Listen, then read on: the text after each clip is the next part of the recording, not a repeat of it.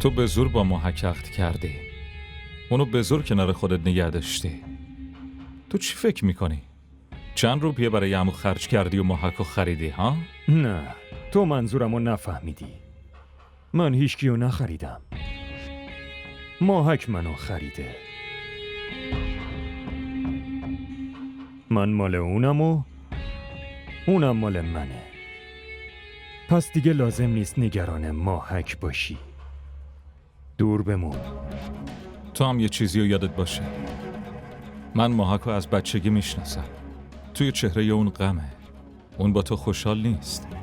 و این حرفیه که الان بهم زدی، اگه محک این حرفو بزنه پس هیچ وقت باهاش حرف نمیزنم. اون بگه یا نگه من دارم میگم، همین باید برات کافی باشه. شیرفهم شد؟ هر کاری فکر کنم درسته همون کارو میکنم.